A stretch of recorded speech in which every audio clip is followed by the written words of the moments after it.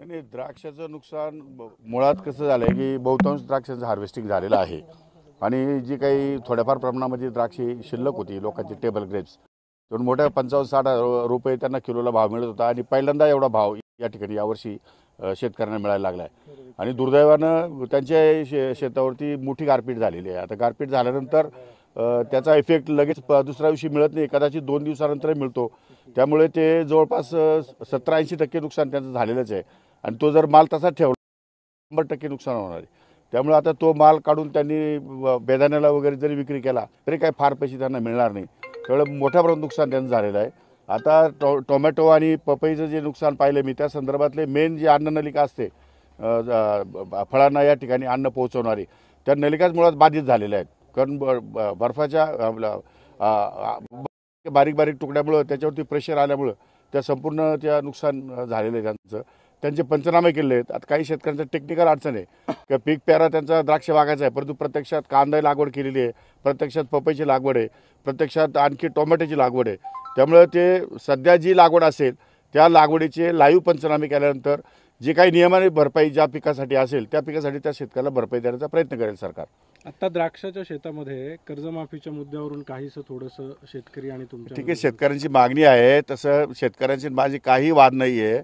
आमचे मैत्री तुम्ही मीडियावाले काय करत राहतात, सारखे कॅमेरे लावत राहतात, आमचं काही त्या बाबतीत दुमत नाही आहे।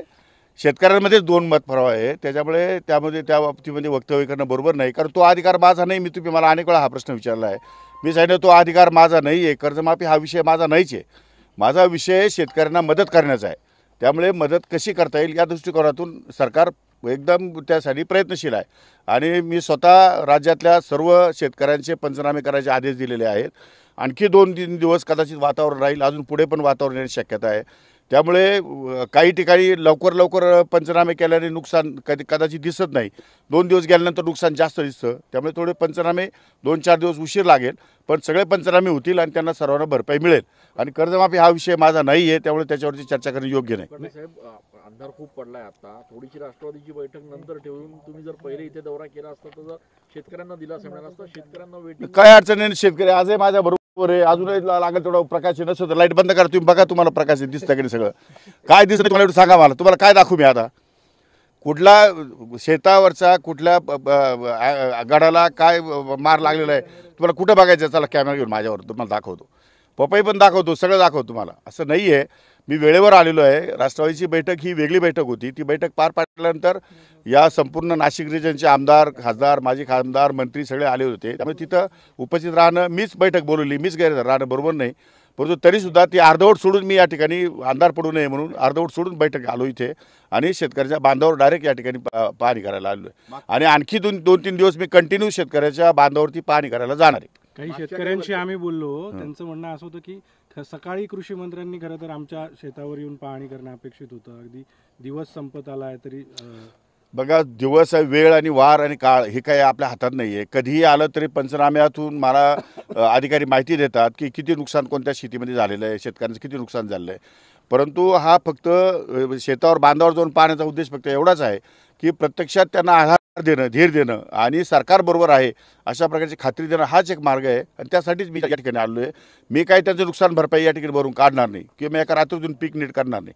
मी फक्त त्यांना आधार देण्यासाठी या ठिकाणी आलो की काळजी करू नका, सरकार बरोबर आहे। मागच्या काही वर्षांपासून साहेब जेव्हा हे एकूणच अवकाळी किंवा गारपीट होतो त्यावेळेस द्राक्ष बागांना खूप कमी मदत मिळतो आणि त्या संदर्भात वारंवार टीका झालेली आहे राज्य सरकारवरती। आता यावेळेस काही मोठ्या प्रमाणात म्हणजे मदत दिली जाईल एक अशा पद्धतीने? नाही, असं नाही आहे की त्यामध्ये केंद्र आणि राज्य सरकारने आपत्ती व्यवस्थापनाच्या निमित्ताने नैसर्गिक जिथे इथं आपत्ती येईल, जिथं नुकसान होईल त्याचे काही नॉर्म्स दिलेले आहेत, त्या नॉर्म्सप्रमाणे या ठिकाणी त्यांना नुकसान भरपाई मिळते आणि जर प्रत्यक्षात पंचनामे केल्यानंतर मोठ्या प्रमाणात नुकसान झालं असेल तर नुकसान भरपाईसाठी कॅबिनेटवरती विषय नेऊन वेगळा निर्णय सुद्धा होऊ शकतो। त्यावेळी ते कॅबिनेटच्या समोर या ठिकाणी तो विषय मांडेल वेळ आल्यावर। क्रॉप कव्हर असावं ही शेतकऱ्यांची मागणी, त्याला ते बरोबर आहे, त्यांची म्हणणं शेतकऱ्यांचे 100% खरं म्हणणं आहे। माझं पण तेच मत आहे की शेतकऱ्यांच्या क्रॉप कव्हर आहे, ड्रिप इरिगेशन आहे, त्यानंतर गोडाऊन्स आहे, त्यानंतर शेततळे आहे, या सगळ्या सुविधा शेतकऱ्यांना मिळायला पाहिजे। त्या शेतकऱ्यांना सुविधा मिळण्यासाठी सरकार प्रयत्नशील आहे आम्ही पोखराच्या धर्तीवरती एक वेगळी योजना या ठिकाणी राज्य सरकार आणू इच्छित आहे की ज्यामुळे शेतकऱ्यांच्या शेतामध्ये भांडवली गुंतवणूक उभी राहील आणि जेणेकरून अशा संकटाला त्याला या ठिकाणी सामोरं जाता येईल, त्यातून त्याला मार्ग काढता येईल, अशा प्रकारचं नियोजन या ठिकाणी कृषी खात्याच्या वतीनं सुरू आहे. अर्थसंकल्पीय अधिवेशनामध्ये देखील अजितदादांनी हा मुद्दा मांडलेला होता, क्रॉप कव्हरवर सबसिडीच्या संदर्भात.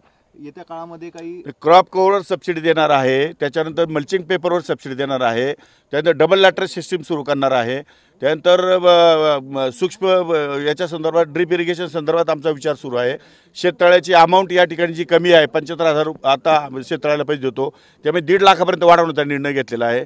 म्हणजे असे वेगवेगळ्या प्रकारचे निर्णय घेऊन शेतकऱ्यांना मजबूत कसं उभं करता येईल या दृष्टिकोनातून शासन निर्णय 100% घेणार आहे. कांद्याच्या भावात घसरण होते, त्याचाच आता मोठा फटका सर्वाधिक कांद्याला बसला आहे. जवळपास 1100 हेक्टरवर कांदा जो आहे तो नाशिकमध्ये खराब झाला. कांद्याला भाव मिळावा यासाठी आपण काय प्रयत्न करता? आता कांद्याला भाव मिळण्यासाठी आम्ही केंद्र सरकारला विनंती केली होती. 20% MEP आपण त्यांची रद्द केलेली आहे.